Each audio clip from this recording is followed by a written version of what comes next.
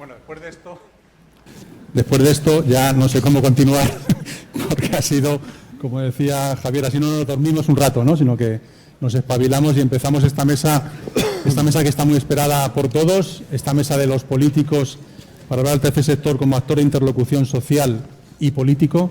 Y bueno, nada más y nada menos que tenemos aquí a los principales representantes de los 4 grandes partidos que tenemos en el Parlamento español, en un día más simbólico. Parece que lo hemos elegido a posta, ¿no?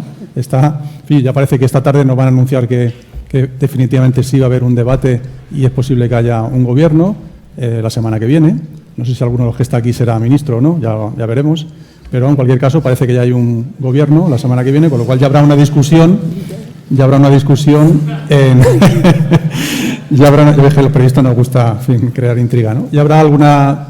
Insisto que la semana que viene ya podemos empezar a discutir en el Parlamento, por ejemplo, esas 2 leyes que acaban de cumplir un año, ¿no? La ley del tercer sector y la ley del voluntariado, que necesitan un reglamento para sacarla adelante, y es una cosa importante e interesante, y bueno, los políticos que están aquí, sus partidos, pues tienen muchísimo que decir. Bueno, me acompañan, aunque les conocen, pero voy a presentar a Javier Maroto, que es vicesecretario general de Política Sectorial del Partido Popular. Muchas gracias, Javier, por venir. Está con nosotros. A su lado está Micaela Navarro, vicepresidenta segunda en la mesa del Congreso de los Diputados del PSOE. Muchas gracias, Micaela. Muchas gracias. Carolina Vescansa, secretaria de Análisis Político y Social de Podemos y diputada por Madrid. Muchas gracias, Carolina. Gracias a vosotros. Y mi tocayo, José Manuel Villegas Pérez, vicesecretario general de Ciudadanos y diputado por Barcelona. También muchas gracias. Bueno, y al otro lado de la mesa está Luis Cayo Pérez Bueno, que es vicepresidente de la plataforma, además de presidente del CERMI, que al final de esta mesa nos relatará lo que él haya visto que sea interesante para todos nosotros, tanto lo que digan ellos como lo que luego ustedes puedan preguntar, porque habrá también un turno de preguntas a las personas que aquí asisten. Y bueno, mi papel es muy sencillo, simplemente voy a plantear una serie de preguntas para que contestéis y luego si hay un diálogo entre vosotros, pues sería estupendo, ¿no? En primer lugar, una que es de cajón, que bueno, está cambiando el modelo social, vivimos una etapa distinta en este país, en el que bueno, hace falta una cierta renovación y nos gustaría preguntarles a ustedes qué papel puede jugar el tercer sector en este nuevo modelo social que todos reclamamos. Empezamos por ti mismo, Javier. Bueno, en primer lugar me encantaría saludar entre mis compañeros bien, a algún ministro del futuro gobierno. Eso significaría que la cosa va muy bien y que la pluralidad que pedimos se refleja en el gobierno. No sé por qué me parece que todavía van a decir que no. Y ahora, en serio, contestando a esta pregunta, me parece que estamos en un momento de tránsito. Y en todo, en la política sin duda, y también en el respeto, el reconocimiento y la implicación del tercer sector en el papel que debe tener un país como el nuestro, como España. Digo de tránsito, ¿por qué? Porque justo estamos en ese momento en el que las novedades legislativas de la pasada legislatura, en el que se reconoce un papel como interlocutor válido a la altura de la patronal o de los sindicatos al tercer sector, la protección del voluntariado, también de los menores de edad, el reconocimiento de la figura del voluntariado como un agente indispensable en un momento con o sin crisis económica, con unos datos u otros de necesidad social. Independientemente de eso, aunque reconociendo que cuando los datos son como en este momento es todavía mucho más reseñable, el tercer sector es una pata fundamental en la visión de país y en la manera que tienen los ciudadanos voluntariamente, nunca mejor dicho, de participar. La propia legislación que desarrollamos es proteccionista, como me gusta a mí entenderlo, en el buen sentido, cuando digo proteger al menor o impedir, por supuesto, cosas que antes no estaban recogidas en la ley, que una persona condenada por malos tratos domésticos o violencia de género o pederastia no pueda participar del voluntariado con jóvenes, con mujeres, etcétera. El reconocimiento de que, fijaros lo que digo, las instituciones públicas no puedan utilizar al tercer sector para cubrir obligaciones que debe desempeñar la propia Administración. Todo ese momento debe desarrollarse ahora en este estadio de tránsito. Por tanto, primero reconocer, después respetar, agradecer y poner en el papel que corresponde al tercer sector. Las 2 leyes que se aprobaron en la pasada legislatura van en esa dirección. Sobre cifras económicas yo creo que se puede discutir. En mi opinión, nunca es suficiente el respaldo económico al tercer sector. Aunque, bueno, las cifras, lo que me cuentan por ahí las malas lenguas es que las cantidades económicas de dotaciones van a ir a más en la próxima convocatoria. No solamente por un incremento de la cantidad global del presupuesto, que en torno a 10 millones de euros parece que puede ser esa consignación, sino también por las novedades legislativas, como por ejemplo que 2 de cada 3 euros de esas herencias de personas que no tienen herederos, pues recaigan precisamente en financiar al tercer sector. Esas cosas que nunca es suficiente, pero todo ese gota a gota siempre viene bien. Por tanto, más financiación es reconocimiento, financiar es reconocer.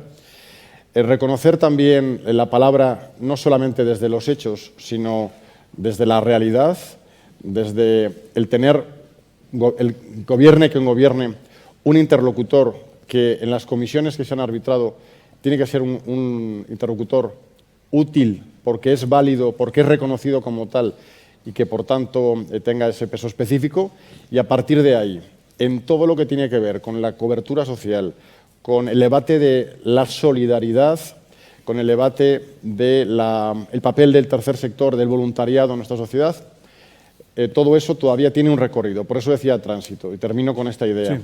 Creo que es necesario en el desarrollo reglamentario de todas estas leyes, especialmente de estas dos que he mencionado, y de todo lo que venga en materia legislativa, tiene que haber un papel más preeminente, porque yo creo que el tercer sector está maduro en nuestro país como para que tenga el reconocimiento de la Administración, la protección de la Administración y esa sinergia en muchos debates donde quien sabe, quien conoce de primera mano, quien está al pie del cañón es el tercer sector y tienen que tener un papel más allá de lo que durante quizás en algunas décadas ha sido el testimonio, siempre validado, siempre reconocido, y ahora pasa a ser un papel de un agente muchísimo más útil porque tiene ese reconocimiento y esa capacidad de interlocución, como digo, a la altura de la patronal o de los sindicatos. Y eso es sin duda un avance.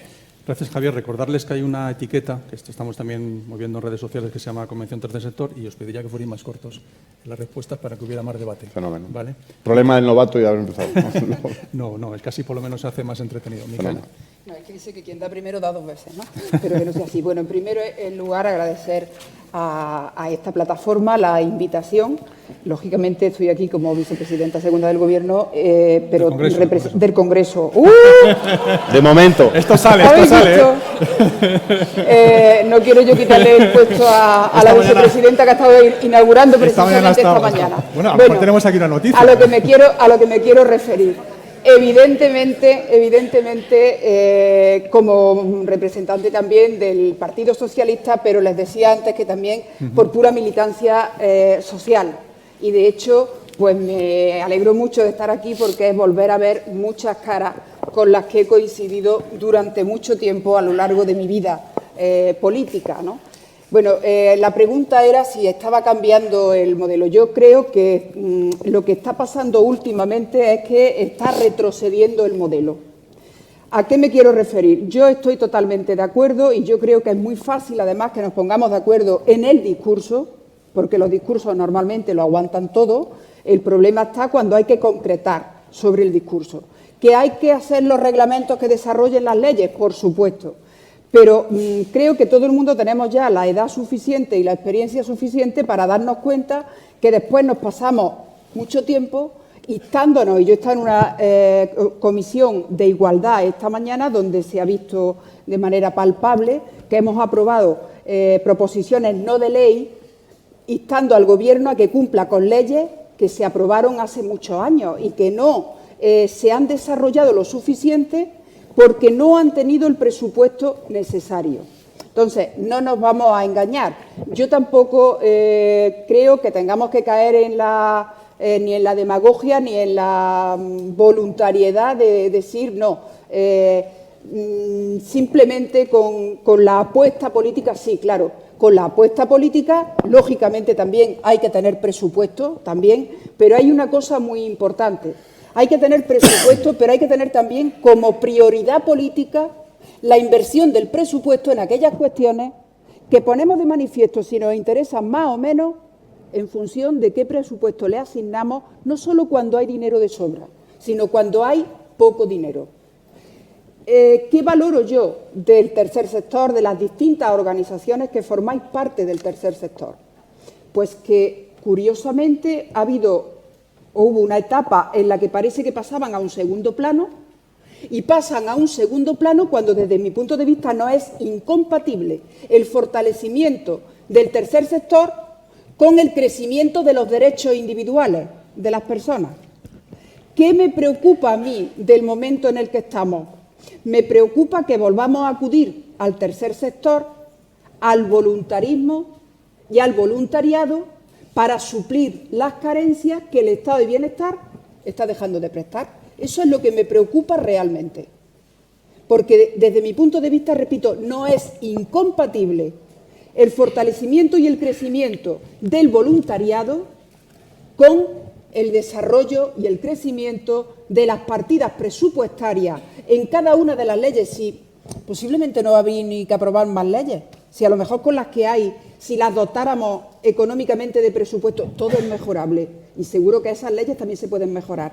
Pero si se dotaran de verdad del presupuesto necesario, pues posiblemente no hay que aprobar ninguna nueva. Yo espero y confío que podamos recuperar el tiempo que hemos perdido en estos 4 años. Hemos perdido mucho tiempo en lo que tenía que ver con el avance en los derechos individuales de las personas, de personas mayores, de personas dependientes, de personas que necesitan, que tienen derecho a tener derechos, independientemente que luego también de manera altruista puedan contar con el tercer sector. Pero primero tienen que haber cubierto sus derechos porque tienen derecho a tenerlos. Muy bien, Miguel. Carolina. Sumarme, como el resto de compañeros de mesa, al agradecimiento por la invitación a este foro al que vengo con mucho gusto. La verdad es que una de las cosas buenas que ha tenido Podemos para mí es que me ha permitido conocer y entablar relaciones de trabajo y de trabajo cordial con algunas de las personas que hoy veo sentadas en el público y que antes, pues como profesora de universidad, pues no había tenido ocasión de conocer. Y es para mí un privilegio seguir aprendiendo de vosotros, seguir aprendiendo del trabajo que hacéis y seguir conociendo pues, muchos de los informes, de las investigaciones y de lo que nos trasladáis sobre vuestra experiencia cotidiana. Yo creo que lo que básicamente ha cambiado en nuestro país en los últimos 6 años y lo que está en proceso de transformación es la estructura social. No es solamente que estemos construyendo o asistiendo a la cristalización de un nuevo modelo social, estamos asistiendo a la cristalización de una nueva estructura social que posee unas características que generan mayor infelicidad social que la estructura social anterior, siendo la estructura social anterior una estructura profundamente injusta y que genera enormes desigualdades. Desde el año 2008 asistimos a un proceso de incremento de la desigualdad social, un proceso de empobrecimiento de nuestra sociedad que no solamente acentúa un proceso que ya estaba en curso y un modelo económico que generaba enorme desigualdad, sino que, como algunas de las personas que estáis aquí sentadas y que me habéis enseñado en estos últimos años, pues acentúa algo que ya existía. Es decir, de los pobres que ahora mismo hay en España, 2 de cada 3 pobres ya eran pobres antes. Es decir, que ya veníamos de un modelo que era profundamente injusto y al cual había que hacer frente con políticas que nunca se llevaron a cabo. A partir del año 2008 empieza un proceso de desclasamiento o de enclasamiento negativo de lo que durante décadas fueron las clases medias españolas y se desclasan, de acuerdo con los informes del BBVA, 3 millones de personas. ¿Está cambiando el modelo social? Bueno, está cambiando la estructura social. Está cambiando la estructura social del país y esto se combina o es el resultado de, por un lado, la caída de la inversión pública, a mi juicio, la caída del gasto social, y en eso los políticos y el Gobierno tienen mucho que ver, y también la modificación de los modelos de gestión de las políticas públicas. No es solamente que se gasta menos, sino que se gasta de otra manera, se inician procesos muy acelerados de privatización de los servicios públicos y eso hace que recaiga sobre el tercer sector no solamente responsabilidades distintas o nuevas, sino más responsabilidades. Es decir, no solamente una cuestión de recursos o de marcos normativos, sino que de repente el volumen de gente que se tiene que vincular al tercer sector para poder salir adelante es mucho mayor. Y eso crea muchos desafíos. Yo creo que que uno de los mayores peligros para el tercer sector es su manipulación y su instrumentalización por parte de los partidos políticos y de los políticos. Veo muy difícil que nadie venga aquí y diga que, sintiéndolo mucho, los recortes no van a dejar que se transfieran más recursos al tercer sector. No veo a nadie que se vaya a subir a este estrado y vaya a decirlo, pero sí estoy segura de que se van a subir y lo van a hacer, pero se van a subir a otros estrados distintos, como de hecho ya lo han hecho y vosotros y vosotras lo sabéis. Creo que uno de los riesgos del tercer sector es no su crecimiento o su propia existencia, que efectivamente tiene que ver, como decía Micaela, con las carencias del estado del bienestar, pero yo creo que eso es tan viejo ya y es un debate que de alguna manera está superado en la medida en que la sociedad se organiza de otra forma y ni tan mal, ¿no? Yo creo que ni tan mal eso. El problema es qué ocurre con los recursos, y lo que ocurre con los recursos, y ahí ya, ¿no?, una cosa es predicar y otra dar trigo, es que los recursos están siendo negados sistemáticamente, no solamente al tercer sector, sino a las políticas públicas. Y ya no voy a hablar de lo que va a pasar esta semana en el Congreso, que va a tener enormes consecuencias sobre el tercer sector y sobre todo en nuestro país, ¿no?, sino sobre lo que pasó la semana pasada. Y la semana pasada pasó una cosa muy grave, pero muy grave. Y a veces yo me sorprendo porque parece que los medios de comunicación dedican mucha atención a cosas no muy graves, pero más entretenidas, pero ninguna atención a las cosas realmente muy graves. Y una de las cosas muy graves que pasó es que el Partido Socialista, Ciudadanos, nosotros, presentamos para su calificación en la mesa del Congreso, es decir, para que se pudiera discutir en el Congreso, proposiciones de ley pues para afrontar la pobreza energética, para garantizar la tarjeta sanitaria a todo el mundo en este país, para revertir buena parte de las medidas antisociales que se han planteado. Y por primera vez en muchos años, estamos intentando buscar la arqueología de estas medidas, el Gobierno usó una prerrogativa que tiene y que nadie se acordaba que existía. Y dijo, no, como esto afecta al presupuesto no se califican y no se pueden ni discutir. Es decir, vamos a un Congreso que no es que utilice el juego de las mayorías y las minorías para ver qué pasa y qué no. No, es que desde la semana pasada el Gobierno ha utilizado su prerrogativa para que las medidas con las que no está de acuerdo porque no atienden a sus principios presupuestarios ni siquiera se puedan discutir. Ni siquiera se puedan discutir. Hoy no vengo muy optimista. Esta es la verdad. Creo que es una mala semana para el optimismo, ¿no? Y soy una optimista crónica. Termino.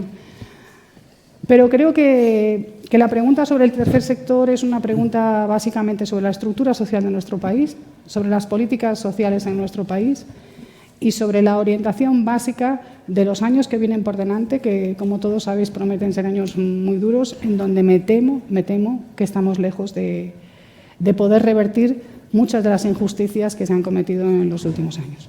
Y por último, este primer turno, José Manuel. Muy bien, pues nada, muchas gracias. Agradecer la invitación, agradeceros a todos vuestra presencia. Pues yo tengo una visión optimista, me va a permitir dar una visión optimista, no sé si un poco contracorriente. Yo creo que en una época muy complicada, en unos años donde se ha sufrido mucho, donde demasiada gente ha sufrido demasiado, en unos momentos, además de ese sufrimiento que hacía que muchas de las organizaciones del tercer sector, sobre todo de acción social, tuvieran pues más demanda de su actuación, de su trabajo y menos recursos, porque desde las administraciones públicas se recortaban esos recursos. Yo creo que el tercer sector, en general, ha dado una muestra de robustez que nos permite ser muy optimistas en los momentos más difíciles. Las organizaciones del tercer sector han sido capaces de dar la cara, de solucionar en la calle, a pie de calle, problemas muy concretos de los ciudadanos. Han sido capaces de hacerlo con menos recursos y, por lo tanto, yo creo que han demostrado, insisto, en los peores momentos, en los momentos más difíciles, robustez, vitalidad e independencia respecto al poder político también, ¿no? Y lo han hecho, insisto, no gracias a las aportaciones de los políticos ni de las administraciones públicas, sino lo han hecho con pues lo que lo que demuestra la vitalidad de la sociedad civil, ¿no? Con el arrojo, con el empeño, con el trabajo de voluntarios, de hombres y mujeres que han estado ahí y que siguen estando en momentos muy complicados haciendo ese trabajo. Por lo tanto, yo tengo esa visión optimista. Creo que si estamos evolucionando hacia algo es hacia una robustez del tercer sector, que yo creo que al final es una característica también de una sociedad democrática madura y avanzada, ¿no? Una sociedad en la que la sociedad civil, valga la redundancia, muchos ciudadanos, muchos hombres y mujeres son capaces de organizarse, de asumir retos y de cubrir necesidades que no se están cubriendo desde las administraciones públicas. En ese sentido, antes hablaba de reconocimiento, si me permites. Yo creo que los reconocimientos hacia el tercer sector no son regalos de nadie, es que está ahí, se ha ganado porque el tercer sector se ha consolidado, insisto, en España, y ahí supongo los datos que habréis visto durante toda la jornada, pero vamos, yo creo que un 1,5% creo aproximadamente del Producto Interior Bruto está relacionado con el tercer sector, 600.000 empleos, 7 millones de españoles, 7 millones de españoles se han visto beneficiados por vuestro trabajo, por vuestras actuaciones. Yo, por resumir y por ser breve y sabiendo que hay retos por delante, el reto de la financiación es importante la cuantía del dinero que llega, pero también es importante, y yo creo que podemos profundizar, la forma, ¿no? Esa estabilidad que se pide desde las organizaciones, que esa financiación que llegue, aparte de ser importante, tengamos planes plurianuales que permitan esa estabilidad, saber con qué se va a poder contar cada una de las organizaciones para hacer el trabajo que tienen que hacer. Por lo tanto, insisto, visión optimista por la fortaleza que ha demostrado el tercer sector, y a partir de ahí vamos a desarrollar efectivamente esas leyes, esas normativas e intentar dar ese cuadro de estabilidad en lo financiero y también en los servicios. Bueno, me ha pedido la palabra Javier y Micaela. Javier. Sí, bueno, estoy de acuerdo en algunas cosas que se han dicho, especialmente en una cosa que decía Micaela, que los discursos lo aguantan todo, pero la realidad no. Y yo me gustaría, desde la humildad absoluta, porque yo creo que de los 4 representantes en los partidos quizás soy yo el que menos experiencia en la política nacional tiene, pero cuando en mi organización, en el Partido Popular, quizás a veces poniéndole nombre a las cosas se entiende más fácil, pusimos en marcha la ruta social, que al fin y al cabo es tratar de que haya una conexión permanente entre nuestro partido y todos los colectivos sociales, piensen o no como nosotros, nos den o no la razón, tengan crítica, muchas veces absolutamente lógica, o no la hagan.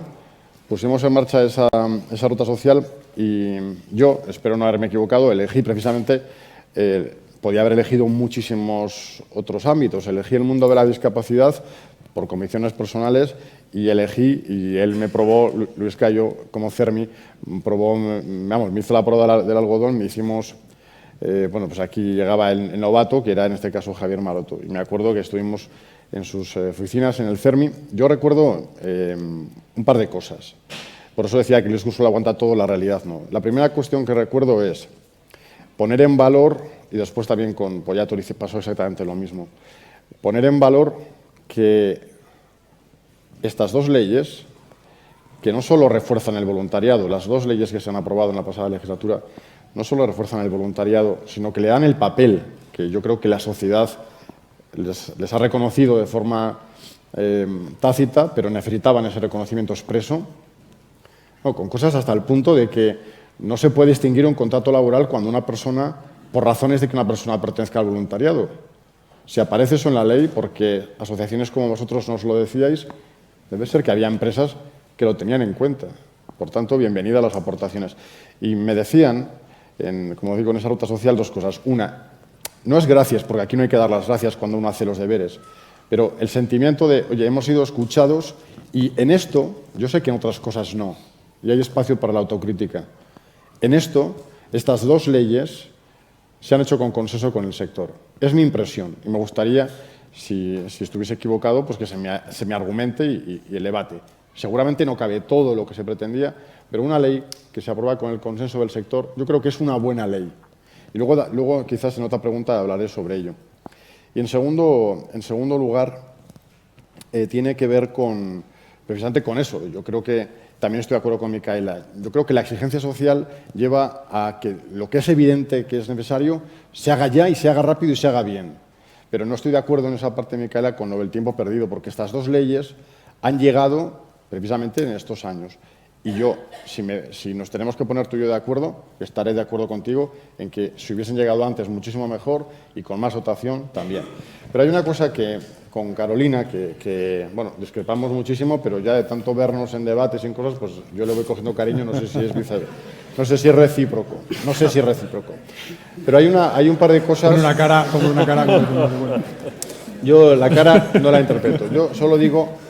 yo se lo he dicho siempre en todos los debates en los que he estado, y es que, efectivamente, el discurso, vosotros sois, yo os lo reconozco, muy profesionales en esto del discurso, pero también la gente os hace la prueba del algodón. Yo te lo he preguntado infinidad de veces a ti y a tus compañeros, oye, dime un solo país, de Europa o de fuera de Europa, o de este momento de la historia o de cualquier otro momento de la historia, donde cuando se ha aplicado el modelo que vosotros defendéis, el de Unidos Podemos, en el que está integrado en las confluencias, el Partido Comunista, bueno, todo, Izquierda Unida, todo eso, el tercer sector haya salido respaldado y los movimientos sociales hayan tenido la voz que tienen hoy. No sé, alguna vez se os ha ocurrido decirme Dinamarca, pero vamos, yo al Partido Comunista no lo he visto por Dinamarca en ningún lado. Pero sí quiero decirte, porque al final se cuentan las cosas de una manera, y yo creo que tú y yo, sin algo, debemos ser iguales, es en hacer pedagogía en foros como este. Vamos a ver. Efectivamente, cuando en la legislatura que vamos a ver, y yo creo que esto lo debéis conocer, en la legislatura que vamos a ver, si arranca como parece que está previsto, vamos a tener iniciativas donde a veces el Gobierno, con alguna de las fuerzas que está aquí u otras, o mezclados, salgan las cosas adelante. Y también vamos a ver que ellos organizados sacan cosas adelante. Y eso es legítimo y es democrático. Y no pasa nada, y eso está bien. Pero también es verdad que el que es Gobierno tiene la responsabilidad de que no se generen debates falsos. Y en este sentido hago una pequeña crítica a lo que decía, si me lo permites, Carolina. ¿Por qué? Cuando los grupos de la oposición lanzan una iniciativa, imaginaros que poner salario mínimo, yo creo que en alguna vez os lo he oído, luego lo cambiasteis creo, poner 1.200 euros salario mínimo para todo el mundo. Es una iniciativa que puede generar expectativa en mucha gente. Pero claro, si se aprueba esa ley y no hay ingresos que lo avalen, yo creo que lo que se hace es, no sé si tomar el pelo a la gente, pero desde luego lo que sí se hace es generar una sensación que luego no se puede realizar por falta de ingresos. Por tanto, el Gobierno, esto no es una cosa que se saque nadie de la manga, tiene el deber, y los partidos tenéis la necesidad de conocer si las propuestas tienen o no la dotación presupuestaria.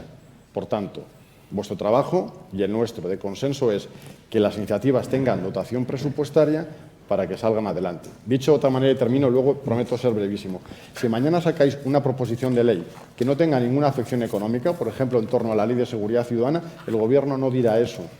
Fíjate hasta qué punto estamos diciendo abiertamente que en ocasiones vamos a ver todo tipo de acuerdos. Y yo creo que el tercer sector tiene que tener ese reconocimiento. Las leyes están para cumplirse. Sacar leyes sin dotación presupuestaria desde la oposición, sin más, puede quedar bien en el discurso, pero la realidad, y con eso termino, es un poco distinta. Micaela. Sí, bueno, que evidentemente en función de la ideología de cada uno, yo creo que además es absolutamente legítimo que cada uno tengamos un modelo de sociedad y en función del modelo que cada uno, en función, como decía, de nuestra ideología, tenemos de la sociedad, pues desarrollamos o priorizamos unas políticas sobre otras. Yo considero que el empobrecimiento que ha habido de más de 3,5 millones de familias, de lo que conocíamos como clase media trabajadora, tiene que ver en gran parte por la falta de apoyo o la falta de apoyo suficiente de las políticas públicas. Llámese ley de dependencia o ley de autonomía personal y atención a la dependencia, llámese sanidad, llámese becas, llámese etcétera, etcétera, etcétera. Yo creo que eso tiene mucho que ver también con la situación, que evidentemente tiene que ver con la situación también los desahucios, el desempleo, otras muchas cosas, pero no ha venido a paliarlo precisamente, o ha venido a empeorarlo, mejor dicho, el recorte en políticas públicas que creo que son uno de los principales salvavidas precisamente de la familia o de los núcleos de convivencia, ¿no? Bueno, yo creo que hay una cosa, Javier, yo te digo una cosa, a mí no me gusta en absoluto estar tirándonos a la cabeza permanentemente, pues si tú hubieras hecho, yo hubiera hecho. Yo creo que eso es lo que menos importa, porque creo que lo que nos debe importar a quien representamos a la ciudadanía, porque así lo han decidido con sus votos libres y soberanos, y todos y todas las que estamos aquí tenemos la misma legitimidad, porque todos hemos sido elegidos de la misma forma, es si somos capaces de ponernos de acuerdo, de llegar a un consenso, independientemente de que luego después tengamos mejores relaciones personales o políticas, en algo que sea beneficioso para la ciudadanía. La conquista de los derechos no puede ser algo en lo que hagamos un gran esfuerzo el día que se sube a la cima, sino que hay que hacer un esfuerzo permanente para preservarlo. Es muy fácil conquistarlo, es muy fácil aprobar una ley, es muy fácil mantener en vigor una ley. Simplemente quitándole el presupuesto, la ley está en vigor y los derechos brillan por su ausencia. Entonces, no hay ni que derogarla, pero creo que tenemos que ser conscientes de eso. Entonces, tú decías lo de las dos leyes. No, si las dos leyes están hechas y además con el consenso de las distintas organizaciones a las que va a afectar principalmente, bienvenidas sean. Posiblemente hubiera sido mejor todavía si además de esas leyes se hubiera seguido dotando de presupuesto necesario la ley de autonomía personal, los acuerdos de plazas de escuelas infantiles con las distintas comunidades autónomas, los acuerdos desde el propio gobierno a nivel estatal. Tenemos que recordar que muchas de las cuestiones de las que hablamos que tienen que ver con estas políticas están transferidas a las comunidades autónomas, pero no es lo mismo cuando el gobierno a nivel estatal es el primero que va por delante poniendo también su parte de presupuesto. Yo no soy, y lo hemos vivido alguna vez con alguna ley que se ha aprobado, por ejemplo, la ley de autonomía personal y atención a la dependencia. Luis recordará que hubo algún grupo parlamentario con toda la legitimidad del mundo que entendía que no podía ser una ley aprobada desde el gobierno porque eso era competencia de las comunidades autónomas. Yo creo que la primera competencia que debe tener un gobierno es procurar que todas las personas tengan, vivan donde vivan, un derecho mínimo básico igual. A partir de ahí, cada comunidad autónoma que aumente lo que quiera. Pero esa tiene que ser, desde mi punto de vista, no es una posibilidad de un gobierno, sino una obligación que tienen que tener los gobiernos.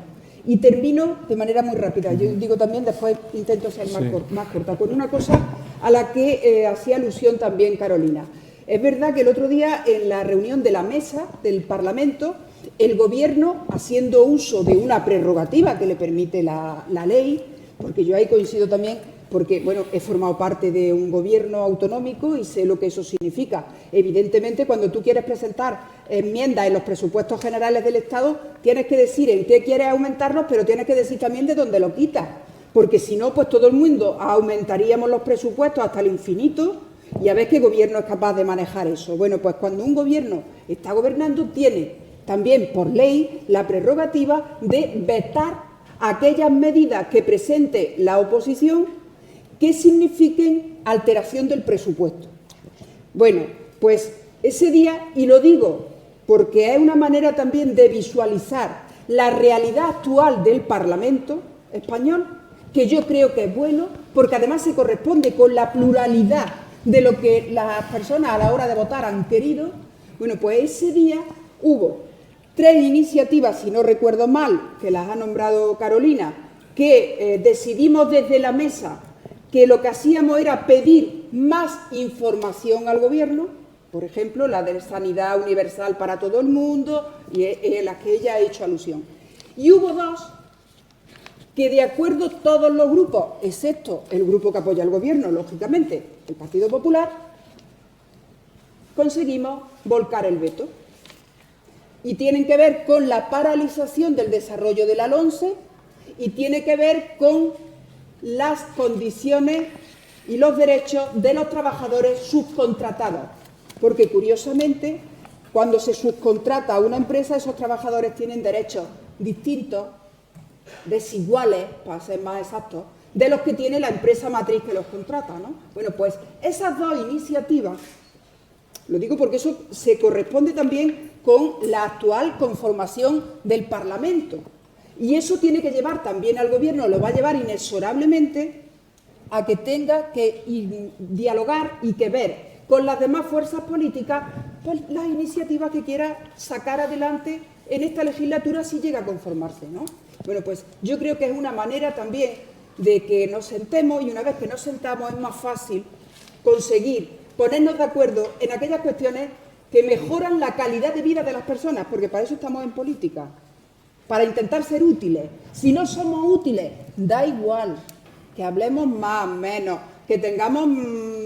da lo mismo, no sirve de nada, porque lo más importante es que uno se pueda ir por la noche a su casa sintiéndose útil, aunque solo sea para una sola persona ese día. Si no, pues a lo mejor hay quien le parece muy bien porque salga aquí o allí, pero no creo que nadie se pueda sentir satisfecho. A ver, Carolina, quería intervenir también. Son muchos temas abiertos. Bueno, yo creo que el tercer sector es uno de esos sectores en donde los números más pequeños son la buena noticia. Es decir, yo estoy convencida de que todas y todos los que estáis aquí estaríais mucho más contentos si este año, en lugar de haber prestado servicios a 7 millones de españoles o de españolas o de personas, mejor dicho, hubieseis prestado servicio a 6 o a 5. ¿no? Creo que el objetivo del tercer sector no es atender cada vez a más gente, sino que es intentar atender cada vez a menos. Y por eso me da mucho miedo, ¿no? Oír o escuchar loas al tercer sector en donde se admira el número de personas atendidas. Yo creo que eso es una expresión del fracaso del modelo social que estamos poniendo en marcha, ¿no? o que se está consolidando. Entonces yo creo que y eso, como tenéis mucha experiencia, yo tampoco tengo nada que explicaros, ¿no? Creo que en realidad de lo que se trata es de crear los puentes necesarios que hagan que se recupere la política para la gente, que en la práctica y en este ámbito lo que significa es recuperar las instituciones para la sociedad organizada. Y eso significa que los proyectos normativos que se lleven a cabo se lleven con la implicación de las organizaciones del tercer sector. Yo estoy convencida de que el tercer sector como plataforma existe sencillamente porque en un momento en donde la presión del crecimiento de la desigualdad social se hace tan grande, pues decidís poneros de acuerdo y uniros en una única plataforma para ser más fuertes. Eso es obvio, ¿no? Quiero decir que ante la debilidad de tener muchos actores negociando con otros muchos actores, pues llega un momento en que la presión es tan grande y los recursos son escasos que dicen, oye, vamos a ponernos de acuerdo para ver si entre todos podemos más, ¿no?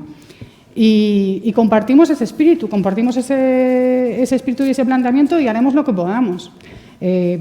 Pero quizá en esta semana de pesimismo creo que lo que podemos es poco, ¿no?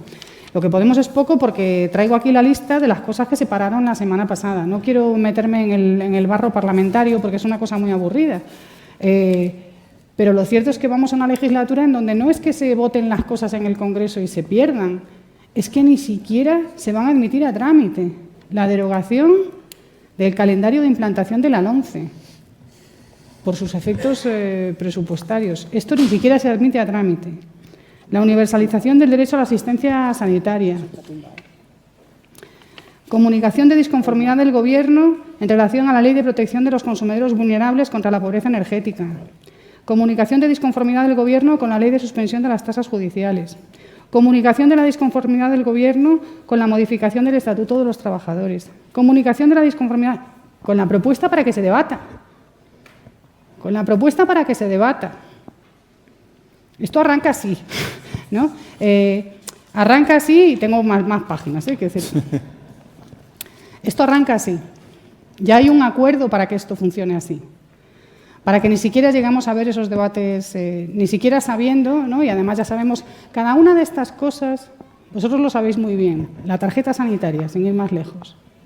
¿La tarjeta sanitaria es un coste o es un ahorro al largo plazo para el sistema?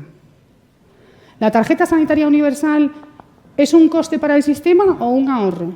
Pues seguramente depende del marco temporal que utilices, ¿verdad? Si utilizas un marco temporal de 1 año vista, será un coste. Pero si utilizas un marco temporal de a 5, a 6, a 8 años vista, seguramente es un ahorro para el sistema. Bueno, pues ni siquiera vamos a poder discutir eso, porque el Gobierno los veta antes de que entremos al debate. Es decir, arrancan tiempos muy duros y yo creo que traemos malas noticias. Y las malas noticias es que me temo que si el año que viene nos volvemos a reunir aquí, a lo mejor en lugar de 7 millones de personas atendidas tenemos que hablar de 7,5 millones o de 8 millones. Porque desgraciadamente lo que se va a hacer desde ese congreso no va a ser quitaros trabajo, sino que parece que va a ser daros más. ¿Qué podemos hacer? Pues yo creo que intentar recuperar la política en el sentido más noble y más digno de la palabra. La política como conexión entre las distintas organizaciones que trabajamos por un modelo distinto de sociedad para operar cada uno en el ámbito que opera o en el que puede tener influencia en la misma dirección. ¿Eso por qué pasa? Bueno, pues yo sé que la gente de sociedad civil que está trabajando en la Ley 25 pues se está reuniendo con muchos de vosotros y con muchas de vosotras pues para hacer una formulación de garantía de los derechos humanos que tenga recorrido. No sé si luego vamos a pasar el veto del Gobierno o no, a lo mejor ni siquiera se puede llegar a discutir, ¿no? Es decir, creo que lo que nos toca es pues seguir trabajando cada uno desde el lugar en el que está y prepararse porque creo que vienen curvas. Bueno, José Manuel, ¿quieres intervenir sobre esto o sobre otro tema que sí, bueno, pues seguir un poco con las réplicas y animando la cosa. Nada, daré una buena noticia a Carolina en cuanto a la LOMCE, la paralización de la LOMCE, la propuesta sí que ha salido adelante porque en la mesa Podemos, Partido Socialista y Ciudadanos hemos levantado el veto del Gobierno al considerar la mesa que no afectaba a los presupuestos, y eso puede seguir pasando, como explicaba antes la vicepresidenta. Y en todo caso, mientras nosotros los políticos estamos en el barro, como tú dices, llevamos 300 días paralizados, sin gobierno, entre otras cosas porque vosotros votasteis en contra de un gobierno de Pedro Sánchez en su día, luego de Rajoy. Lo bueno, y yo me ratifico en mi loa, al tercer sector, es que mientras nosotros estábamos en eso, 300 días sin gobierno, había gente ahí fuera, en la calle, trabajando y solucionando problemas reales de los españoles, y por lo tanto me ratifico, por supuesto, en mi loa y en mi agradecimiento, porque esos 7 millones de españoles, no, de personas, efectivamente, de personas en España, hubieran necesitado igual esa asistencia, no la hubieran tenido si no hubiera sido por esas organizaciones, por esa sociedad civil organizada y por esa sociedad civil trabajando en la calle. Por lo tanto, nada más que ratificarme. En cuanto al momento en el que estamos, por ir avanzando, estamos efectivamente en un momento que puede ser una oportunidad o puede ser un absoluto fracaso. Si somos los políticos capaces de salir del bloqueo, de llegar a acuerdos, de consensuar cosas, porque estamos obligados a que si vamos a sacar cosas adelante va a ser por consenso, puede ser una gran oportunidad. Puede ser una gran oportunidad para llevar adelante tareas, llevar adelante leyes desde el acuerdo, desde el consenso y no desde el sectarismo de unos contra otros. Y yo creo que las dos leyes a que se mencionaban anteriormente, la ley del tercer sector y la ley del voluntariado, nosotros no estábamos en ese momento en el Congreso, pero se sacaron precisamente con el acuerdo del Partido Popular y del Partido Socialista. Yo creo que votaron los dos partidos a favor de las dos leyes y, por lo tanto, y además en consenso, por lo menos con la participación del sector. Y, por lo tanto, yo creo que es un ejemplo de lo que excepcional, seguramente, en aquella legislatura, pero que debe ser la norma en esta legislatura que arranca. El consenso, no solamente entre partidos políticos, que sin ese consenso no va a ser posible sacar adelante nada, sino también el consenso con la sociedad civil, con los actores, con la gente que está en el tajo y que es realmente pues la que tiene un conocimiento muy directo de las necesidades en cada uno de los sectores. Precisamente hablando de consenso, José Manuel, os quería preguntar si justamente ese consenso, ese fomento del consenso que puede fomentar el tercer sector y la plataforma le puede convertir en un interlocutor político y social todavía más relevante de lo que es ahora mismo, ¿no? Yo creo que hay una oportunidad para todos, para vosotros y para ellos, y a la inversa, ¿no? Que al final ganemos todos, ¿no? Y que la política también se acerque más a la realidad de la calle de aquí debajo, ¿no? Seguro que sí. Insisto, estamos en un momento en el que un partido, desde una sede de un partido, ni desde Génova, ni desde Ferran, ni desde Venta, se van a decidir cuál es una ley. Se va a tener que hablar, se va a tener que dialogar con otros partidos y en ese ámbito de diálogo, pues seguro que vamos a tener la oportunidad de estar mucho más abiertos, no solo a ese diálogo entre partidos, sino a ese diálogo con los actores de cada uno de los sectores a que las leyes pues puedan afectar. Y por lo tanto, insisto, si somos capaces de hacerlo, si somos capaces de entrar en esa nueva dinámica de diálogo y de acuerdo, pues es una oportunidad para hacer cosas, yo creo que muy importantes en España y también en el ámbito del tercer sector. y si no somos capaces de hacerlo, pues será un fracaso y una parálisis. Pero yo soy optimista, sigo siendo optimista y creo que estamos ante esa oportunidad que vamos a aprovechar porque no nos queda otra, porque tenemos que ser responsables, porque somos responsables ante más de 40 millones de españoles y no tenemos otra que esto salga adelante. Y insisto, en esta nueva etapa no lo vamos a hacer solo, no lo van a hacer solo gracias a Dios, no lo vamos a hacer solo gracias a Dios los políticos, sino que lo vamos a tener que hacer dialogando entre nosotros y dialogando con la sociedad civil. Javier, querías intervenir también. Bueno, yo sí que soy optimista y eso que nos va a tocar un gobierno parece que en minoría finalmente.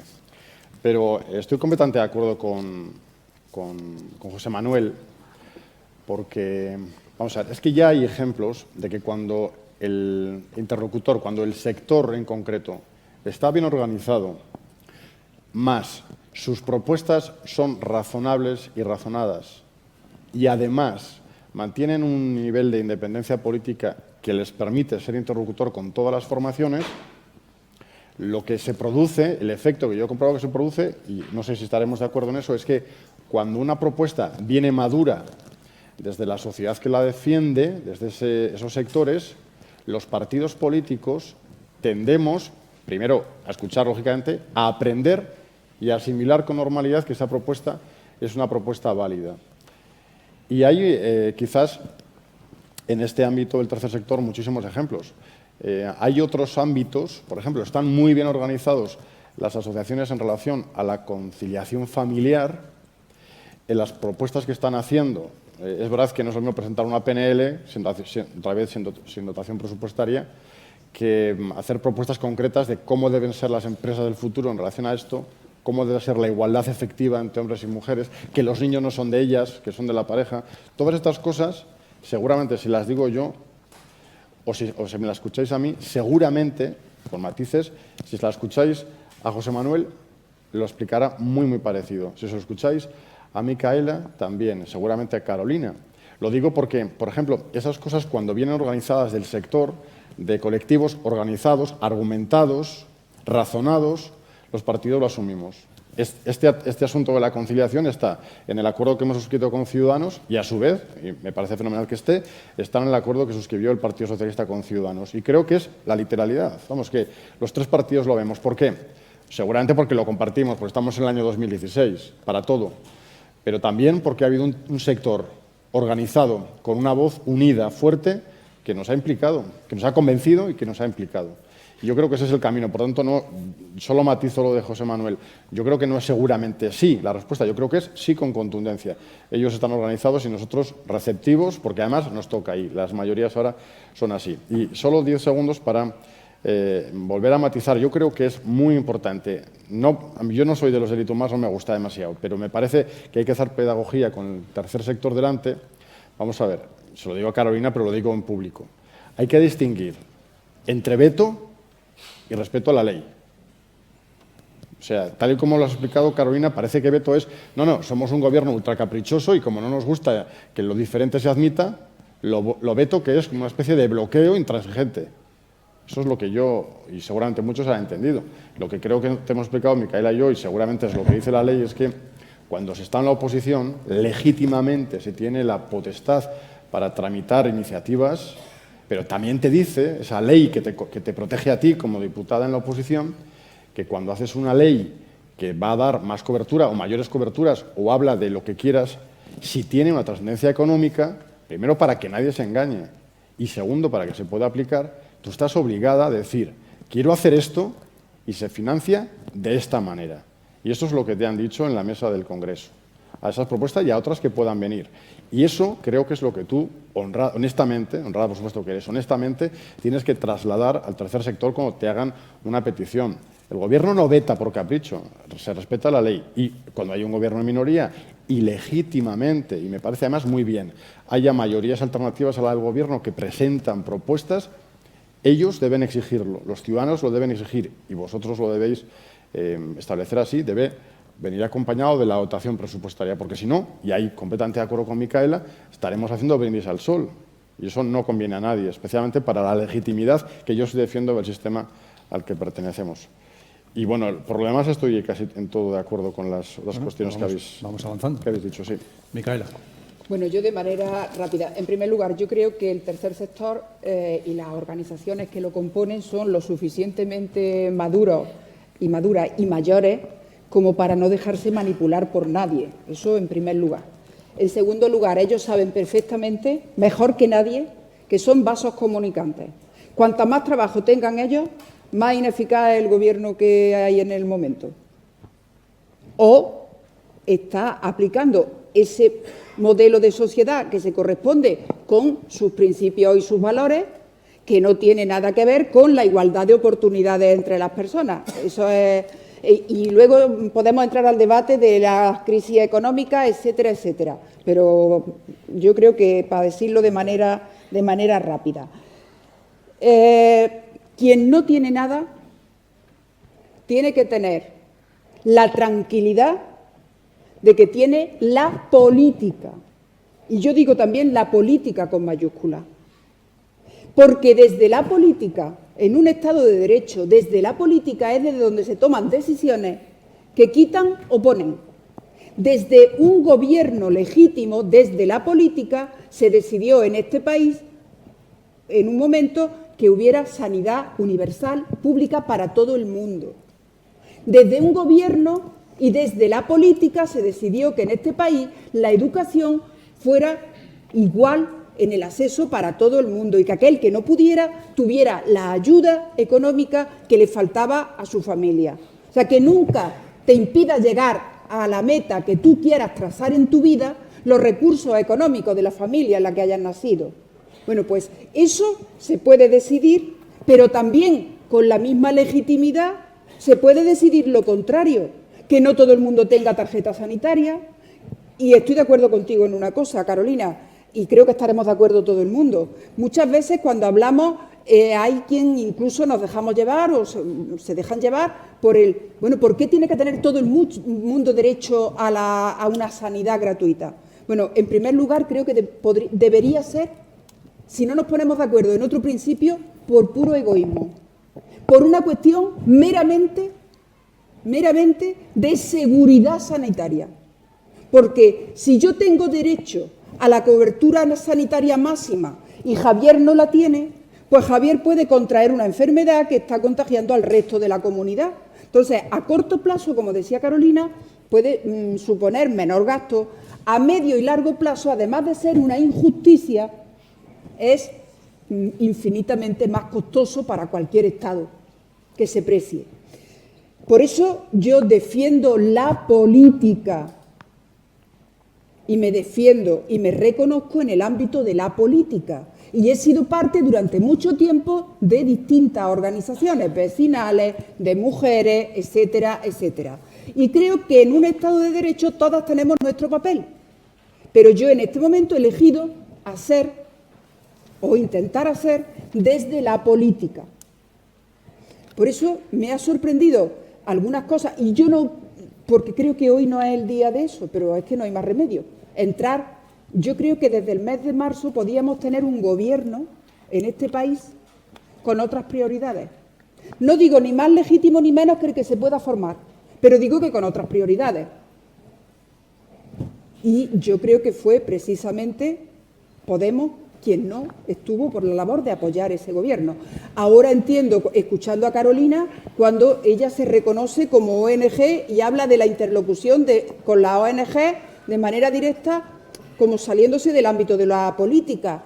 No, yo creo que las ONG tienen sus interlocutores válidos, que son quien ellos y ellas deciden, y quien hemos elegido estar en el lado de la política, pues tenemos que intentar darle respuesta desde el lado de la política.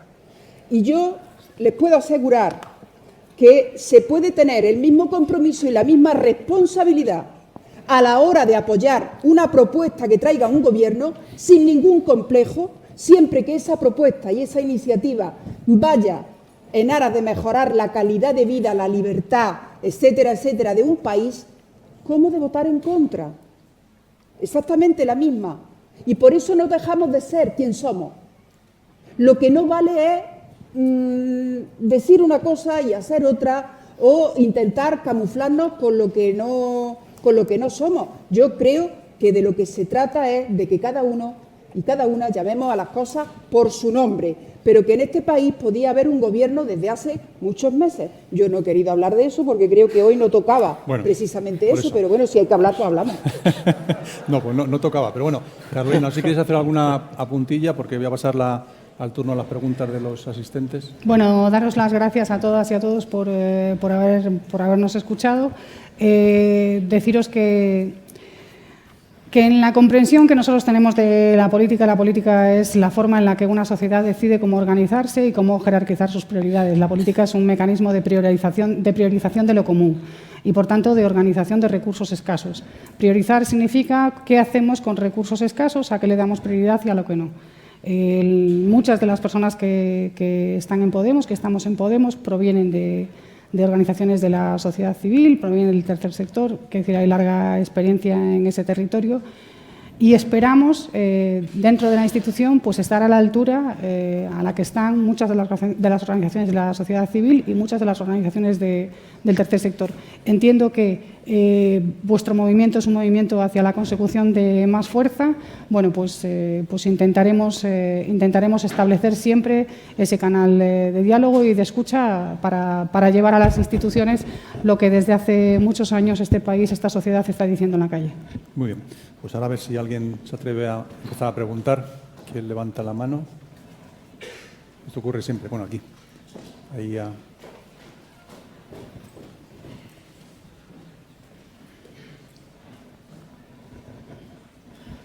Sí, muchísimas gracias. Felicitar a la plataforma del tercer sector y a las organizaciones políticas por estar en la mesa.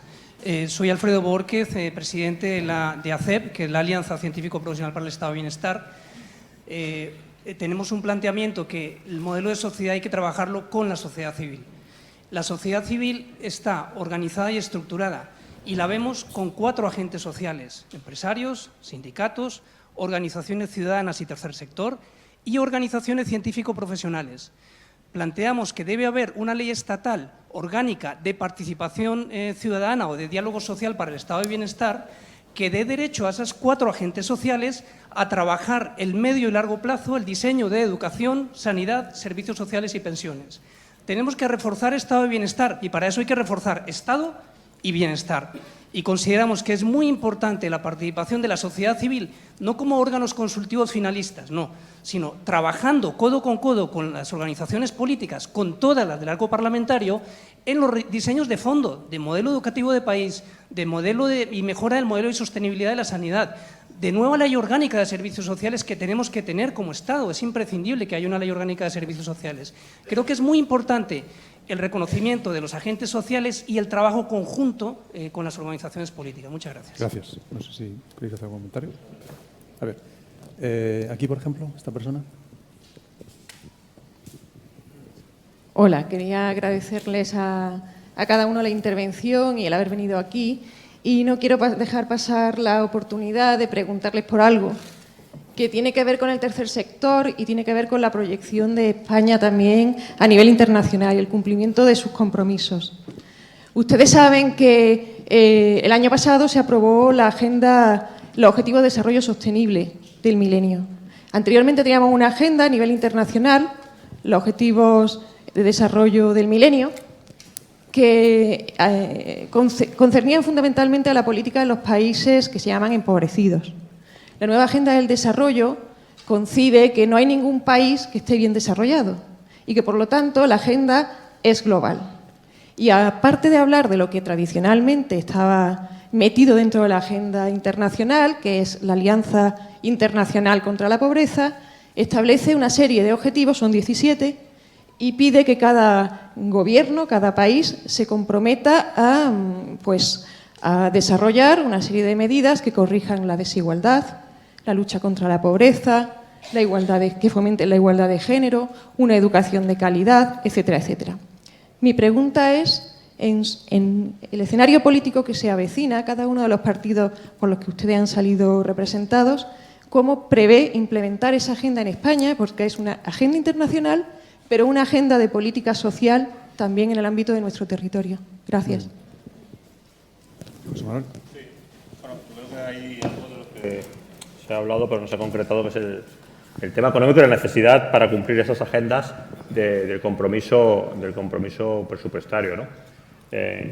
Yo creo que estamos oyendo desde hace ya meses decir que estamos saliendo de la crisis, que la economía va bien, y si tenemos que dar la razón a quien dice eso, pues tendremos también que empezar a pedir que esa recuperación económica se vea también reflejada en una recuperación de los recortes que se han hecho tanto en políticas sociales como en políticas creo que el tercer sector ha perdido alrededor de un 15% de presupuesto desde 2010 2011.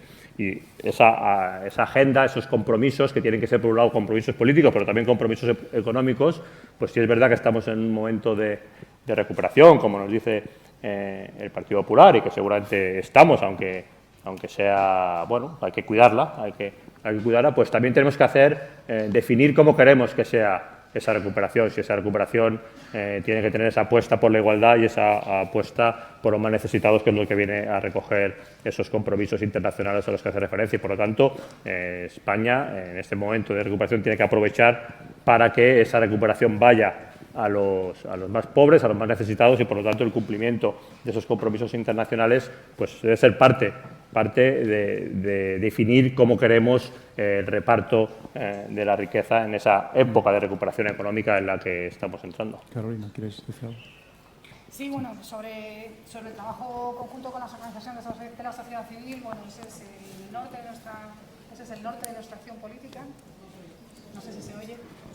Digo que hablo más alto, como ha sido profe en esta universidad, estoy acostumbrada. Digo que trabajar de acuerdo con las organizaciones de la sociedad civil es el norte de la actuación de Podemos, y que esa ha sido nuestra brújula y lo sigue siendo, que cuando no llegamos es porque no somos capaces, pero no porque no tengamos clara que la ruta es esa, y en ese sentido os pido a todas y a todos la ayuda para que no nos alejemos de ese rumbo. Quiero decir, ¿no? que cuando vamos a tomar iniciativas intentamos siempre reunirnos con todas las asociaciones y grupos de implicados en cada una de esas medidas, pero a veces no siempre es posible. Bueno, pues que nos vigilemos mutuamente, ¿no? Los unos a los otros. Creo que la tarea de vigilancia de la sociedad civil sobre los partidos es esencial para el buen funcionamiento de la democracia, ¿no? Creo que eso es básico. Y sobre la previsión de implantación de las medidas que se marcan en la Agenda del Milenio.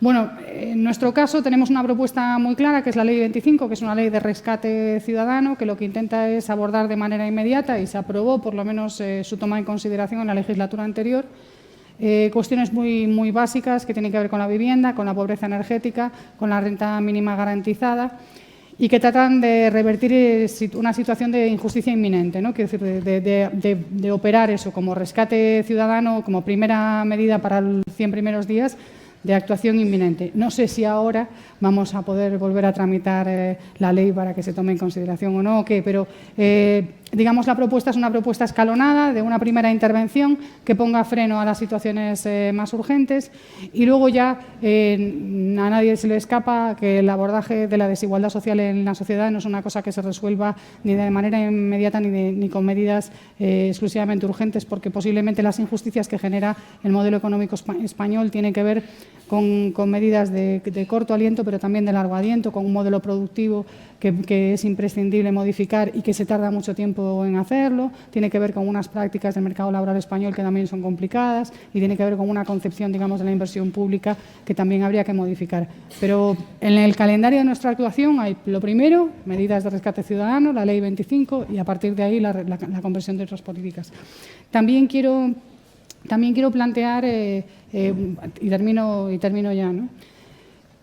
Hubo una pregunta, una idea que me expuso una persona que está aquí, además, en esta sala hace 2 años, y que me hizo pensar grandemente, y es la reflexión sobre si primero va la desigualdad y luego el empobrecimiento, o primero es el empobrecimiento y luego se genera la desigualdad. Y parece que hay muchos economistas que están sosteniendo que primero es la desigualdad y luego es el empobrecimiento, no al revés, no como creemos.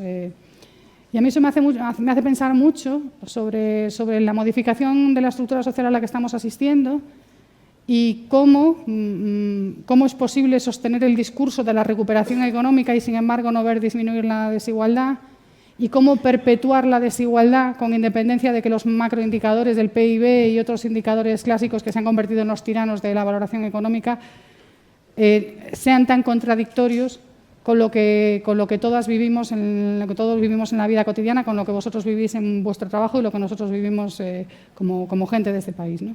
Entonces, el tema de la desigualdad, creo que todos debíamos de reflexionar sobre si es causa o efecto y qué ocurre con modelos económicos que dicen estar en fases de recuperación cuando no son capaces de revertir la desigualdad, y hasta qué punto la desigualdad no se va a convertir en ese motor infinito del empobrecimiento colectivo. Y lo dejo aquí. Gracias. Micaela, breves, por favor, porque si no quedan 2 preguntas. Era muy breve decirle a...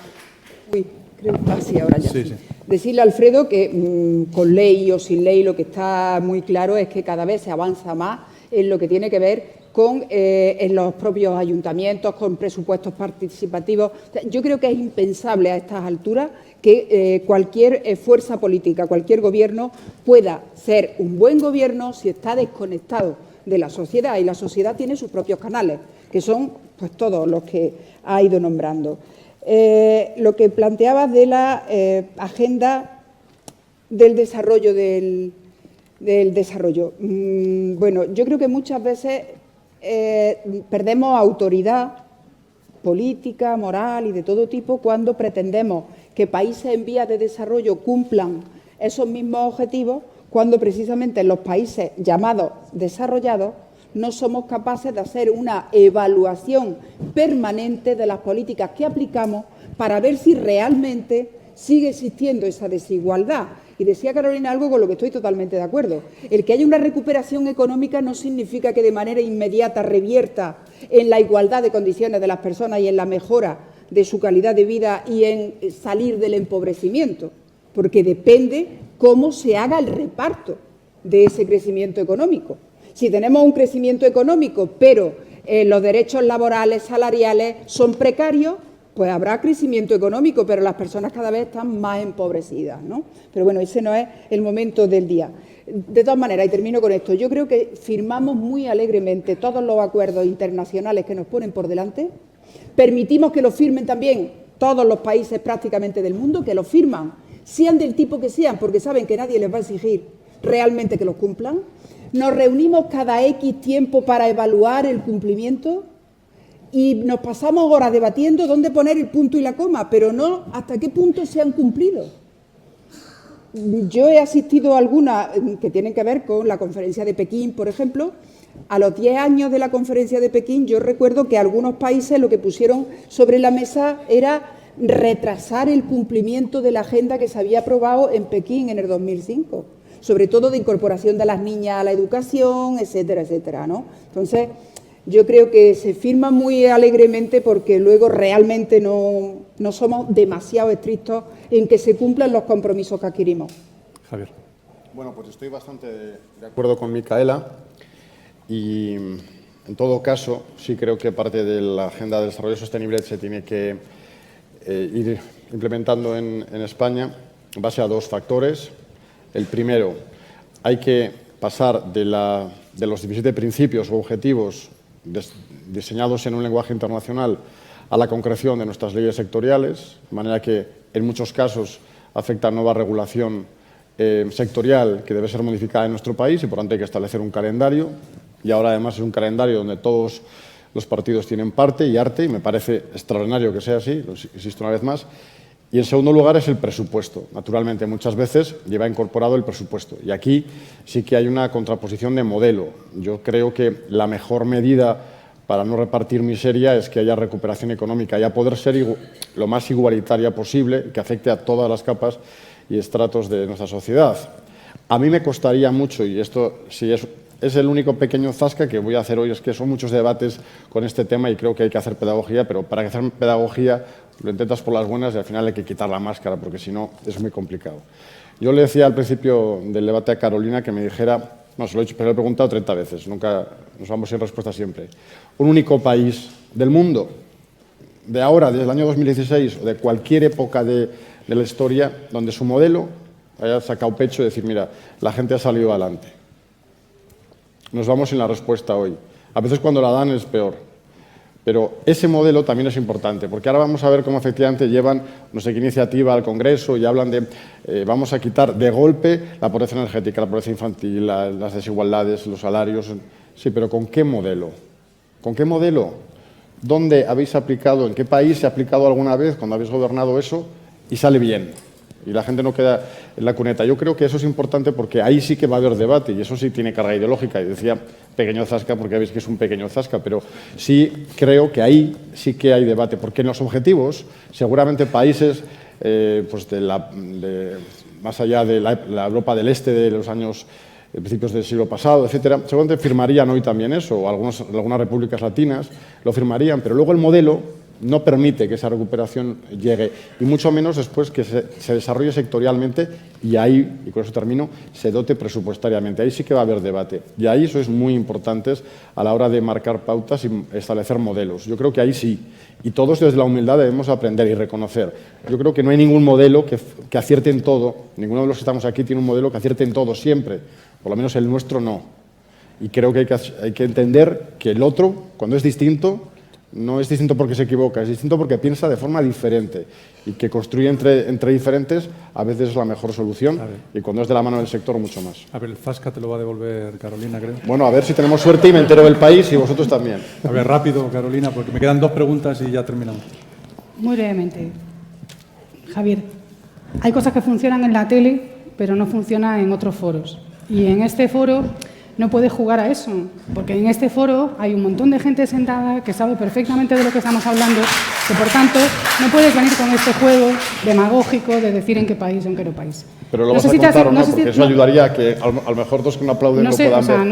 No sé en qué momento creíste que la historia de los países la escriben otros países. No sé en qué momento decidiste eso. Estamos en un momento decisivo no solamente en la historia de nuestro país, sino en la historia de Europa.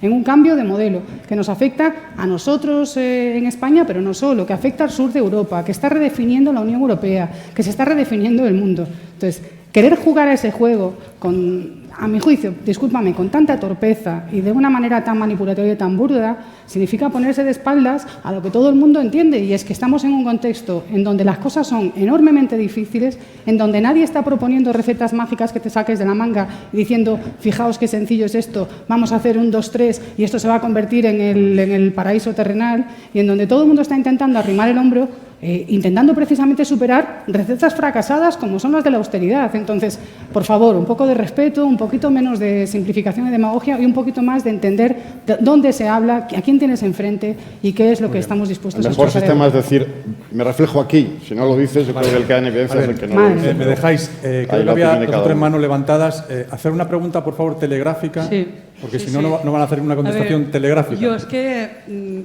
un debate sería por qué estamos en la crisis que estamos, eso sería un debate. No, por Dios. Y aquí lo que estamos diciendo es que qué papel tiene que jugar el tercer sector y qué pensáis del papel que tiene que jugar el tercer sector en la España del futuro. Muy bien, vale. Entonces, para decir... venga, no, perdona, pero termina. es que si no es imposible. O sea, hemos sido, es que si no saben lo que hemos sido, porque da la impresión de que no saben lo que hemos sido, lo que somos y lo que queremos ser. Pues durante 30 años que yo llevo en el tercer sector, creo que hemos sido estabilizadores de los vaivenes políticos. Esa es la primera que hemos sido, porque ha sido tremendo. Y ahora estoy horrorizada, porque parece ser que hay 2 modelos. Uno, que externalizar y mercantilizar los servicios sociales, y el tercer sector para la beneficencia. Y otro que dice, no, los servicios deben ser gestionados internamente, o sea, funcionalizar los servicios. Entonces, claro, nosotros estamos ahí, que resulta que estamos diciendo que tenemos que trabajar colaborativamente, que hay que haber unos presupuestos, que queremos participar de las políticas públicas, sobre todo de las políticas sociales, y que cada uno tiene que jugar el papel que tiene que jugar. Y aquí yo a veces me estoy perdiendo en lo que estáis hablando. Vale, por favor, entonces, termina. Mayor presupuesto, aumentar y estabilizar los servicios que tenemos en este momento, que hemos ido cada vez peor y que realmente os digo que cada vez que han pasado un partido ha sido la debacle de una manera o de otra. Por favor, bien, estamos estabilizando. Rápidamente, por favor. Sí, va a ser nada, 40 segundos, no me voy a extender más. Esta mañana sí planteaba que había un divorcio entre la sociedad civil y la política y que los políticos no habíais sido capaz de resolver este divorcio. Lo hemos visto en el discurso general, donde lo que habéis hecho es tirar los trastos los unos a los otros, más o menos de quién lo ha hecho peor, quién ha dejado gobernar y quién no, y a veces en el discurso, digamos, más particular, ¿no? Carolina, que muchas veces pues, te presentas como la gente normal, a tu presentación como diputada has dicho que el hecho de ser diputada te permitía tener acceso y conocer el trabajo que llevamos haciendo durante años muchas de las asociaciones, fundaciones que estamos aquí. Que como profesora universitaria, no voy a tardar nada, como profesora universitaria no te lo había permitido. Bueno, yo soy profesor universitario también, llevo años trabajando en el sector social, en el tercer sector, y también soy gente normal. Luego, ni eso, ni el discurso de esta mañana de la vicepresidenta en el que parecía que vivíamos en un país idílico. Y acabo simplemente diciendo que de vosotros esperamos soluciones. Yo estoy seguro que aquí hay 100 personas, 50 personas que podrían tener soluciones factibles a situaciones muy complejas, porque se enfrentan todos los días a ellas. Yo os pediría que aprendieseis de ellos, de su metodología, de su forma de enfrentarse a ella, para que podamos evitar, por ejemplo, que nos sintamos avergonzados de ser europeos cuando vemos a niños morir en nuestras playas, o para evitar que en la salida de esta crisis acaben quedando por el camino millones de personas. Muchas gracias. Muy bien, gracias. Bueno.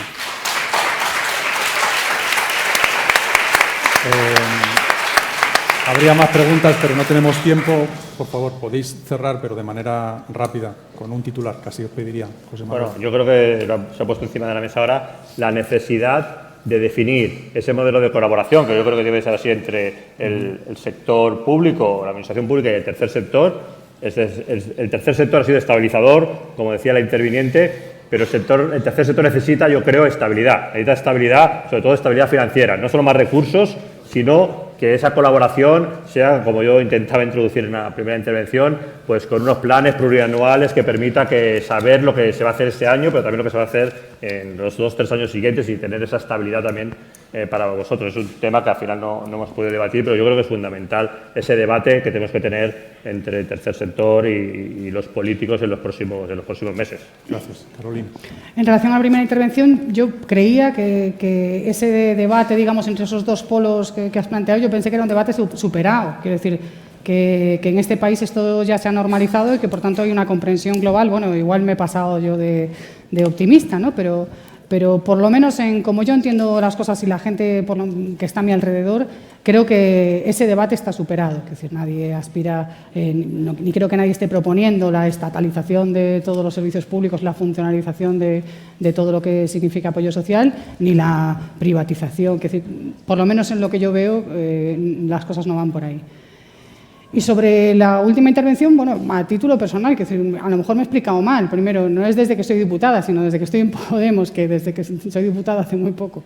Y segundo, me he hecho relación a cuando era profesora universitaria porque yo me dedicaba a otras cosas, es decir, y estaba trabajando en otro ámbito. Entonces, el haber estado en Podemos me ha permitido reunirme con algunas de las personas que veo aquí ahora y conocer cosas que no conocía antes. No porque ser profesor universitario te inhabilite para conocer la situación del tercer sector, ¿no? Creo que esa no era la línea de tensión, he debido de explicarme mal. Con todo y con eso, y a modo de titular, creo que muy mal trabajo estaríamos haciendo las organizaciones políticas dentro de las instituciones si no tuviéramos puentes de comunicación ni trabajo permanente con el tercer sector y desde luego es nuestra intención no solamente no cerrar esos puentes, sino ensancharlos, asfaltarlos, trabajarlos, ampliarlos. Muy bien. Micaela. Sí, de manera también muy rápida. Yo creo que el tercer sector no puede suplir, tiene que ser complementario a las políticas públicas que se desarrollan.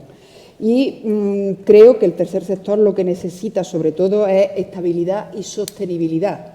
El tercer sector no puede tiene que tener también la garantía de poder programar en función de objetivos, no en función de ejercicios presupuestarios. Ese es un problema que hay muchas veces también cuando tú sabes que tienes subvención para este año, cuando el objetivo del programa que estás desarrollando es A3. Entonces, ¿cómo te embarcas en desarrollar un programa de erradicación de la pobreza, contra el asentismo escolar, el que sea, cuando no sabes si al siguiente año vas a contar o no con ese presupuesto? Entonces, creo que hay que prestar mucha atención también a eso y sobre todo, y creo que la única manera de acertar es, a la hora de programar cómo lo hacemos, escuchar precisamente de manera directa al tercer sector. Muy bien, Javier, para terminar. Brevemente, no sé si hacía alusión. Los números aquí siempre son tediosos y para cerrar ni te cuento, pero 10 segundos. Convocatorias de los presupuestos públicos para el tercer sector. La primera convocatoria, 204 millones. La siguiente, 210. La siguiente, 220,3. La siguiente, 220,9. La que he anunciado antes sería 231. Eso es un dato. En todo caso, seguramente insuficiente, pero es un dato al alza. En relación a la participación, al reconocimiento efectivo del tercer sector, uno. Lo comparto con tu intervención, la última intervención en concreto. El tercer sector no puede suplir a la Administración en sus carencias. Esto es una manera de pensar. Ahora es la ley. Es la ley porque así lo hemos fijado en la anterior legislatura, con un consenso político amplio y con vosotros. El tercer sector no es un sector al que se le puede tocar o no la puerta para preguntar. Esa es una opinión, pero es que ahora la ley os establece y os dibuja como un interlocutor válido y necesario, con un foro concreto, donde vuestra opinión es determinante, y esto no era así antes. Y, en tercer lugar, creo que el voluntariado requiere siempre de una protección, porque al final, además de asociaciones, colectivos, detrás hay personas, por cierto, de muy buena valía, y hay que protegerlas también, tienen sus derechos. Todo eso es un camino, y hilo mi cierre con lo que decía al principio, y estamos en un tránsito, afortunadamente, creo que a mejor en reconocimiento de los poderes públicos hacia con el tercer sector. Y creo que esto no sería así sin vuestra colaboración, vuestro trabajo, vuestra dedicación. Yo creo que hay que estar absolutamente agradecido como sociedad en su conjunto y vosotros tenéis que levantar la voz, como habéis hecho hoy, con muy buen tono, pero con mucho argumento también, para que el camino siga en esa senda y nosotros escucharlo y utilizar ese discurso como interlocución apropiada para cambiar las cosas, hilando con otra pregunta que se hacía aquí en la segunda fila. Bueno, y ahora para finalizar, Luis Cayo os va a hacer un resumen a su manera de lo que ha pasado. Como el cantante, la voz. Buenas tardes, José Manuel, Carolina, Micaela, Javier, amigos y amigas. Me corresponde hacer un relato de un debate, creo que somos todos testigos en primera línea, denso, intenso y extenso. No es fácil la tarea que me ha encomendado la plataforma del tercer sector, a la que le doy las gracias. No voy a reproducir la literalidad, sería imposible, además está grabado, vais a constar, incluso en internet, en la web, vais a estar ahí con una memoria que os va a perseguir o os va a bendecir de aquello que habéis dicho, habéis omitido. Quiero, en mis conclusiones, en mi relato del relato, porque es lo que me toca, construir un relato del relato, ofrecer una imagen fiel de lo dicho, de lo expuesto y de lo contrastado, porque ha habido opiniones, ha habido contraste y yo creo que hay perplejidades y también algún atisbo de luz.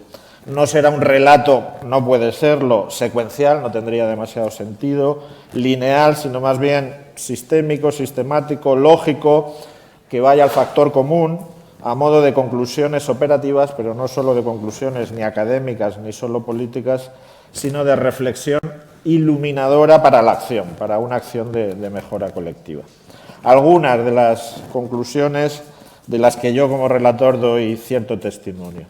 La ciudadanía activa, comprometida y participativa, que canaliza, que expresa la pulsión solidaria, personal y colectivamente, articulada a través de organizaciones voluntarias, es un bien social valioso que sirve a la consecución y realización de una sociedad democrática avanzada, como recuerdo dice nuestra Constitución, respetuosa y respetable para ella misma y para las demás. Una perplejidad, no siempre van a ser pronunciamientos categóricos, estamos en un cambio de modelo social o en un peligro o en una regresión del modelo social conquistado o adquirido. Las conquistas sociales que sentimos en los movimientos sociales, que son precarias, que son discontinuas, que son fragmentarias, son irreversibles. Esto lo lanzo como pregunta. Creo que nos corresponde a todos, a todas, una defensa activa, incesante y hasta beligerante, en el mejor sentido de la palabra, no en el sentido belicoso, de los derechos sociales, de la dimensión inclusiva y del bienestar. Otra más. La atención y la satisfacción en términos de dignidad es responsabilidad inmediata inmediata de la comunidad política organizada, es decir, del poder público democrático, y ha de proporcionarse siempre en clave de derechos humanos fundamentales, con las notas de subjetivos, vinculantes, accesibles y asequibles y exigibles para la ciudadanía, para los hombres y las mujeres. Otra más, los movimientos sociales, las organizaciones voluntarias no pueden, con un no muy grande, muy en mayúscula, sustituir al Estado sin riesgo de traicionarse a sí mismas, a sus ideales y a sus valores y principios. Son, se ha dicho, cooperadoras, colaboradoras, críticas, exigentes, beligerantes de los poderes públicos para realizar los derechos sociales en su más amplio sentido. Han de maximizar el protagonismo de la gente y el bienestar de las personas y de la comunidad. Nos toca ser garantes y vigilantes de ese proceso que no puede detenerse nunca de mejora colectiva. El tercer sector también, como expresión de la ciudadanía activa y organizada, como bien social, ha de tener un reconocimiento legal que le permita desplegar todo su potencial de transformación y mejora de la comunidad. El tercer sector es un actor valioso que eleva la calidad democrática con calidez humana y cívica, refuerza el protagonismo de las personas, ensancha la democracia, empodera a la gente, convirtiéndola en decisora. El diálogo civil, no sé si se ha dicho con esas palabras, pero sí en el concepto, es un instrumento para una nueva gobernanza perfeccionada, donde la toma de decisiones se comparte y se hace corresponsable. Todas las políticas públicas sociales de igualdad, de inclusión, llámese como se quiera, han de estar presididas y permeadas por este principio, ha de ser puesto en práctica. El éxito del tercer sector no se mide en número de atenciones a necesidades, muchas veces, las más de las veces, lacerantes, inaplazables, sino en las espirales de cambio, micro o macro, personal y comunitario, que forzosamente ha de desatar. Dar respuestas aquí y ahora a las personas y trata y aspira a cambiar las condiciones estructurales del ecosistema social. El tercer sector puede ser un inductor de consensos básicos en una realidad política, y aquí habéis dado un cierto ejemplo de buen comportamiento, en una realidad política social fracturada, quebrada y fragmentada. Las legítimas diferencias ideológicas, las diversas cosmovisiones de la vida en comunidad no pueden estancarse en oposiciones, en negaciones o incompatibilidades paralizantes para la gente y para sus derechos. La relación entre poderes públicos y el tercer sector ha de estar presidida, ¿por qué no?, por una tensión democrática productiva. Hay que gestionar para bien el conflicto que se va a producir siempre entre el umbral de exigencia muy alto por parte del tercer sector, de los movimientos sociales, y el de resistencia a las demandas por parte del poder público, porque no tiene recursos suficientes para atender todo lo que se demanda. Ya concluyo, estas serían mis observaciones, así a vuela pluma, de lo que se ha dicho, de lo trascendente y oportuno que se ha dicho. Creo que como tercer sector, esto ya es un poco de mi cosecha, tenemos que ser transparentes, dejar ver y mostrar lo que pasa para cambiarlo. No podemos ser invisibles, ser transparentes sí, pero no invisibles, no ser zona de sombra ni contribuir a la opacidad general, porque cuando se contribuye a la opacidad se le tapa el rostro, la cara, la boca a mucha gente. No somos, creo que se decía esta mañana, un fin en sí mismo, sino motor de cambio, agentes de inclusión, de derechos, de bienestar. Somos personas en primera persona. Muchas gracias.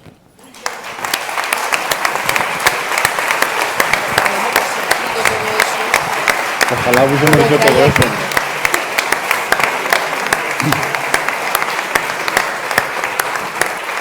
Bueno, pues muchísimas gracias a todos por participar. Ha sido, creo que, una mesa muy interesante. También se ha hablado de una palabra que ha sido el consenso. Mientras que estábamos aquí, Rajoy acaba de declarar que ha aceptado el encargo de intentar formar gobierno. O sea que parece que esto va avanzando. A ver qué pasa la semana que viene y qué gobierno tenemos. Ya nos dirás algo, qué gobierno tenemos. Digo, qué miembros del gobierno tenemos. Y la vida continúa. Así que ahora viene la segunda parte. Muchas gracias. Muy bien.